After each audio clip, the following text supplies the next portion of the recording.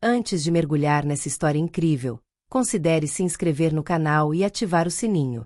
Aqui, cada história tem algo a dizer, e você não vai querer perder nenhuma. Nesta cidade marcada por profundas divisões sociais e raciais, as linhas de separação não eram apenas visíveis, eram palpáveis.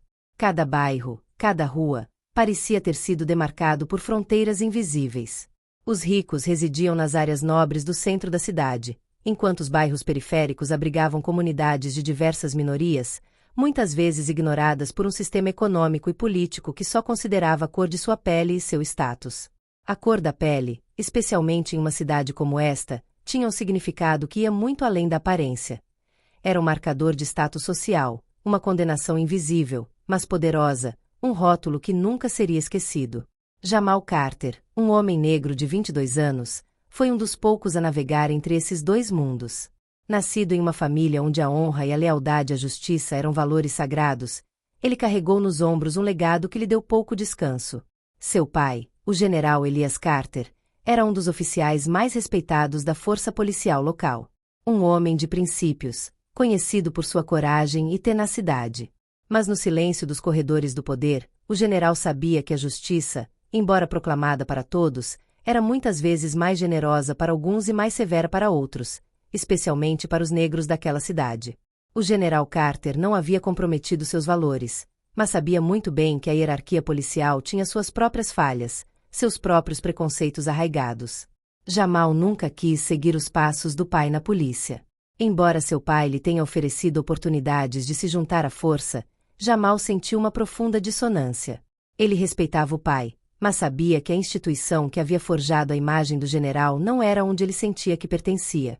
Jamal ansiava por entender os sistemas de poder que oprimiam milhões de pessoas como ele. Ele sonhava com uma sociedade onde os jovens negros não fossem forçados a se definir pela cor da pele ou a se conformar a expectativas racistas e limitantes. Foi por isso que ele escolheu estudar sociologia e direitos civis na universidade da cidade. Ele queria analisar as raízes da desigualdade social, entender como raça, classe e poder interagiam para criar sistemas de opressão e, um dia, fazer parte da solução. Mas a realidade da cidade era implacável. Jamal pode ter se sentido diferente, pode ter carregado uma bagagem intelectual que lhe permitiu sonhar com um mundo melhor, mas ele sabia que, para muitos, ele era simplesmente um jovem negro. Em uma cidade atormentada por atitudes racistas e estereótipos que nunca desapareceriam, a luta parecia não ter fim. Nem mesmo seus melhores esforços, suas conquistas acadêmicas, sua polidez e dignidade conseguiram apagar esse rótulo invisível que o mundo colocou nele. Naquela manhã de outono, tudo parecia estar como sempre, ou pelo menos era o que ele pensava. O sol mal começava a aparecer por entre as nuvens baixas, e as ruas ainda estavam relativamente silenciosas. Jamal estava indo ao shopping local, um lugar que ele conhecia bem, um lugar onde se sentia seguro, longe das principais lutas sociais. Ele ia lá regularmente para comprar livros e materiais escolares. Um lugar neutro, como ele imaginava, onde pudesse relaxar, passear e respirar um pouco. Um lugar que milhares de jovens como ele frequentavam sem pensar duas vezes.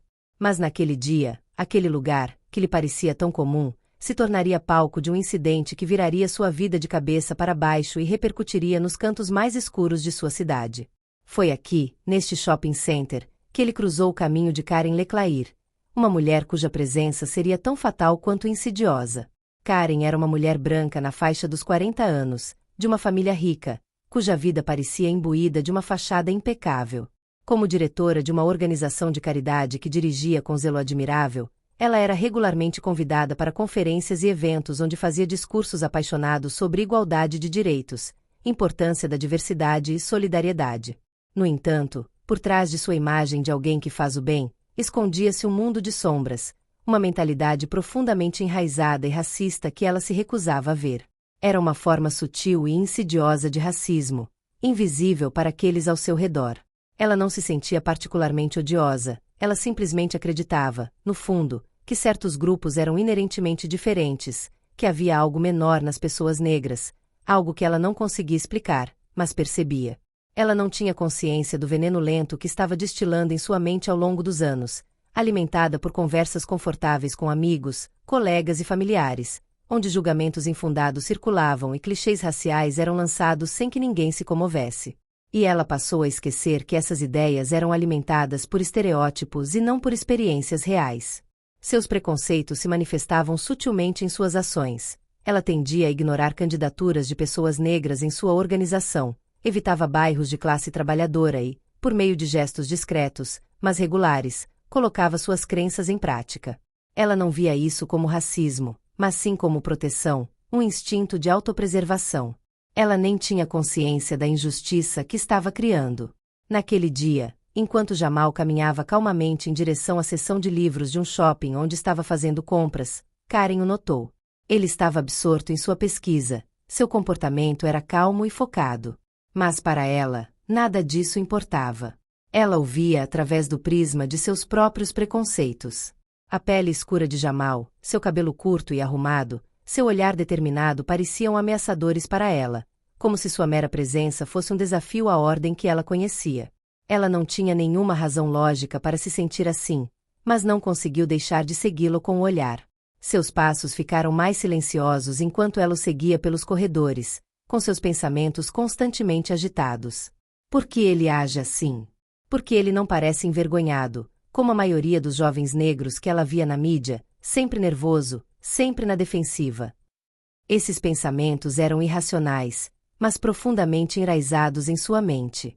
Ela sabia que não havia nenhuma razão objetiva para suspeitar dele, mas se viu presa por seus estereótipos. Ela ficou em frente a uma estante de livros, fingindo estudar os títulos, mas em sua mão segurava outra coisa. Uma caixa discreta contendo alguns gramas de cocaína, cuidadosamente escondida em sua bolsa.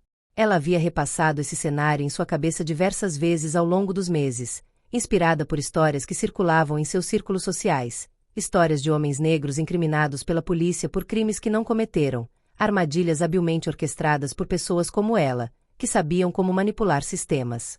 Com precisão gélida, ela abriu a bolsa e colocou a caixa no fundo da bolsa de Jamal enquanto ele se afastava. Foi um gesto furtivo, quase instintivo. Nenhum ruído, nenhum vestígio, nenhum movimento suspeito. O som das páginas do livro, os sons do shopping, tudo isso camuflava o gesto.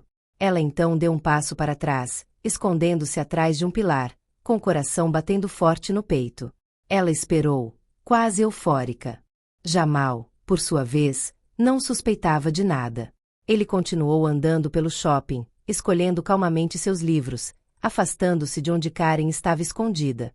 Ele foi até o caixa, onde pagou sem pressa. Seu olhar encontrou brevemente o de Karen, mas ele prestou pouca atenção. Ele não tinha ideia da armadilha que tinham preparado para ele. Ele saiu do shopping sem saber que aquele momento banal mudaria sua vida para sempre. A poucos quarteirões do shopping, enquanto caminhava calmamente, ele foi parado por 2 policiais. Seus rostos estavam fechados, seus gestos determinados. Um dos policiais, um homem de olhos frios chamado Anderson, aproximou-se dele e disse as palavras que marcariam o início de sua queda em um pesadelo. Com licença, Sr. Carter, mas precisamos verificar. O que está acontecendo? Jamal perguntou, com um toque de confusão na voz. Recebemos um relatório, respondeu Anderson, e começou a revistar sua bolsa. O olhar dos policiais não se desviou, e a caixa de drogas foi encontrada, como se sempre tivesse feito parte da história. A bolsa de Jamal não importava mais. Ele agora era acusado de um crime. Os policiais, sem fazer perguntas, algemaram-no e levaram-no para a delegacia. Jamal ainda não entendia. Ele não tinha visto Karen, nem ouvido os rumores ou insinuações que alimentaram essa armadilha. Tudo o que ele sabia era que o sistema o havia esmagado e que ele era apenas um peão em um esquema muito maior do que ele. A notícia da prisão de Jamal, filho do general Elias Carter, se espalhou rapidamente pela cidade, causando choque na comunidade. A princípio, a maioria dos moradores achou que era um mal-entendido. Afinal, Jamal era um jovem de uma família distinta e com uma origem impecável. Ele era a imagem do sucesso, brilhante, respeitado e bem-educado. Ele nunca deu qualquer motivo para duvidar de sua conduta e, no entanto, aqui ele é acusado de tráfico de drogas, uma acusação tão absurda quanto injusta. Mas as evidências físicas pareciam esmagadoras. As drogas encontradas em sua bolsa, as testemunhas que confirmaram que ele realmente esteve na área onde elas estavam escondidas. As evidências estavam se acumulando e a inocência de Jamal parecia cada vez mais remota. Diante dessa situação, o general Elias Carter, homem honrado e respeitado no exército e fora dele, não se deixou abater. Ele pediu que o caso fosse tratado pelos melhores advogados, especialistas na defesa dos direitos civis. Mas, com o passar dos dias, as acusações contra seu filho ficaram mais sérias, e Jamal foi exposto a mais estigma.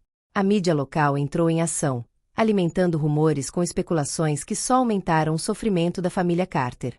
A comunidade estava dividida. De um lado, aqueles que consideravam que o nome de Carter, sinônimo de prestígio e respeito, não poderia ser manchado por uma acusação tão vil. Por outro lado, havia aqueles que só tinham olhos para a cor da pele de Jamal, convencidos de que ele era culpado por omissão. Karen, por sua vez, sentiu-se vitoriosa. O plano dela funcionou mais facilmente do que ela imaginava. O filho de um homem tão poderoso quanto o General Carter estava agora preso. Ela disse a si mesma que havia agido por pura justiça, uma espécie de reequilíbrio para uma sociedade que ela considerava ameaçada pela ascensão de certos indivíduos. Mas com o tempo, uma sensação de inquietação gradualmente se instalou em sua mente. Quando soube que Jamal era filho do General Carter, ela sentiu uma onda de culpa, mas seu orgulho e preconceito a mantiveram em uma forma de negação. Ela se justificou, tranquilizou-se, foi por uma boa causa. Mas, no fundo, uma pequena voz lhe sussurrava que o que ela havia feito nada mais era do que um ato de ódio, e ela sabia que chegaria o momento em que teria que pagar o preço. As coisas tomaram um rumo radical quando o advogado de defesa Samuel Alvarez conseguiu um confronto privado com os funcionários do shopping. Graças à sua experiência e a uma série de buscas meticulosas de segurança, ele conseguiu um detalhe importante: um vídeo de vigilância mostrando Karen Leclair, escondida atrás de um monitor, observando Jamal com um ar calculista antes do incidente. Então, um movimento furtivo em um corredor próximo, onde as drogas estavam discretamente colocadas na bolsa de Jamal, confirmou as suspeitas. Alvarez, determinado a descobrir a verdade, continuou sua pesquisa e descobriu outros comportamentos semelhantes de Karen no passado, nos quais ela havia abusado de sua posição e manipulado situações para desacreditar indivíduos que ela considerava ameaças. O pano de fundo de suas ações era este: um ódio profundamente enraizado que se expressava não apenas em atos isolados, mas como um modo de vida. O julgamento que se seguiu foi um momento de verdade. Jamal, sobrecarregado pela pressão da mídia e pela humilhação pública, se viu diante do orgulho excessivo de Karen. Quando confrontada com a realidade das evidências contra ela, ela tentou se defender, mas suas palavras soaram vazias. Inicialmente, ela negou, mas, sob pressão das revelações, finalmente confessou, explicando que não queria apenas acusar um jovem negro inocente, mas também atingir onde mais doeria uma das figuras mais respeitadas da cidade, seu pai. O promotor enfatizou a gravidade da manipulação racista e o desejo de destruir uma família inteira com um simples gesto maquiavélico. Quando a sentença foi proferida, a cidade se viu em uma encruzilhada moral. Jamal foi inocentado de todas as acusações, mas o custo de seu calvário não foi medido em termos legais. O general Carter, embora satisfeito em ver seu filho exonerado, percebeu que a injustiça racial era uma luta mais complexa do que poderia ser travada em um tribunal. Era uma luta que tinha que ser travada nas ruas, nos corações das pessoas, nas suas consciências. Ele então decidiu não se contentar com um simples triunfo legal. Junto com Jamal, eles criaram uma organização de direitos civis dedicada a combater o racismo sistêmico e a injustiça social. Jamal, por sua vez, marcou uma virada em sua vida. Seu coração permaneceu pesado pela experiência, mas ele emergiu mais forte, mais determinado a lutar por um mundo mais justo. Seu pai, com sua estatura imponente e histórico militar, trouxe autoridade inquestionável à causa, mas foi a voz de Jamal, a de um jovem que havia sofrido humilhação pública, que ressoou com força particular. Juntos, eles formaram uma dupla inabalável, prontos para lutar por um mundo onde os homens seriam julgados por suas ações, não pela cor de sua pele. Quanto a Karen, ela foi condenada à prisão por suas ações criminosas. Mas mesmo essa punição, embora fosse uma forma de justiça legal, não foi suficiente para reparar o dano que ela havia causado. Jamal, no entanto, sabia, com suas novas convicções, que a verdadeira justiça não era encontrada apenas nos tribunais, mas na capacidade de continuar lutando pelo que era certo, todos os dias, no mundo real.